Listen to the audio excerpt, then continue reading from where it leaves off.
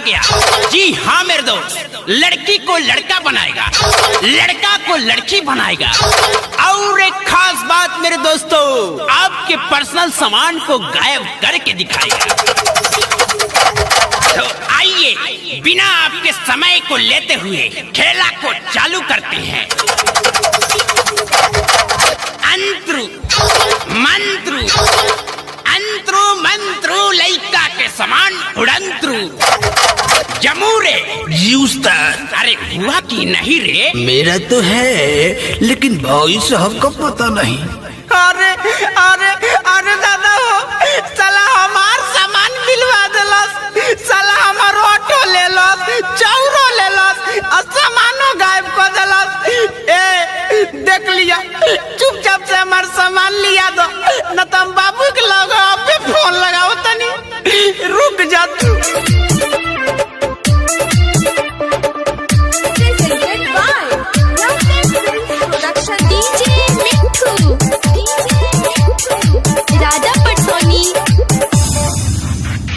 कौन साला मंतर मारती हली, देह के नरजी झाड़ती हली। अरे मरद से मौका बना देले बा। अरे कौन साला मंतर मारती हली, देह के नरजी झाड़ती हली। गाँव भर होता हसाई, कैसे के घरे जाई, सोची के अवतारो आई। हेलो पप्पा, हमार बियाह कैंसिल कर दो, अब हम बियाह नहीं करब। बियाह न करबे? अरे का बोले, खोल तो बताओ। अरे बाबू सुन, कैंसिल कोई दशा गाई, जादू गरावा सामान देले बट भिलवाई। जाने कौन मंत्र हम पे चलाई, जादू गरावा सामान देले बट भिलवाई। सामान बिलवा देले बा? अरे साला पहले तो ई बताओ तो गाड़ी कामा बाक मार दे। आयरन ये पीपर के गाछ लगे सर्कस देखेला। अरे साला डर है अपना माई से बतिया। हेलो हाँ, अरे हमर लाल बात करे बोला सुना। अकोरे लाल बोला कोइला हतू, खाना वो भी ठीक से न खोइला हतू।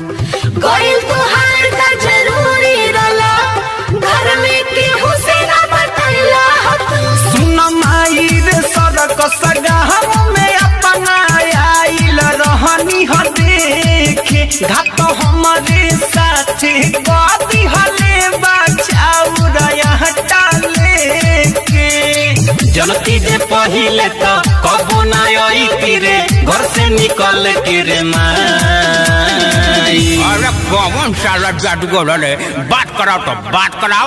लो हेलो, अरे साला जादूगर, चुपचाप से हमला लड़का के सामान वापस लिया दे, ना तो साले है गोजी लेके आवत नहीं, मुंह पे डाल के साला गांड पे निकाल दे। अरे बाबू सुन, कैंसिल कोई दशा गाई, जादू गरावा सामान देले बट भिलवाई। जाने कौन मंत्र हम पे चलाई, जादू गरावा सामान देले बट भिलवाई। अरे हमर बाबू, अरे चुप रहो चुप रहो, हम अबे आवतानी। हमरा लाल के का हो गइल हो? राजा पटसोनी। ए भुटलिया के पापा, हमरा के बाबू ले चली ना। आप सुन रहे हैं अमित पटेल की आवाज में। उल्पा माटी चढ़ई हनु हो, मंदिर के घंटा डोलई हनु हो। शादी ना हुई तो भाई के गो पाए बटोरे में थपरे बजाई हनु हो। अब जातानी हम तो हमारे सब कवनो मजाक उड़ावता, कवनो कहता मौग हमके, कवनो छकवा बनावता। कवना जन्म के तू बदला ले तारी हमसे, जादूगर भाई की कसाई। देख लिया जादूगर, जेंगा मरला हूँ कद ना तो ठीक ना होई। उस्ताद, लड़का के काहे रुआवता नहीं, लिया ना दियो कुछ सामानवा। अरे साला चुप चुप, साले मारे लग ये सब गाँव वाला मिल के मंत्र भोर पर गई बा। अरे बाबू सुन कैंसिल कोई दशा गाई जादूगरवा सामान देले बाटे बिलावाई पापा सुन कैंसिल कोई दशा गाई जादूगरवा सामान देले बाटे बिलावाई अरे जाए के बिना सामान के रहो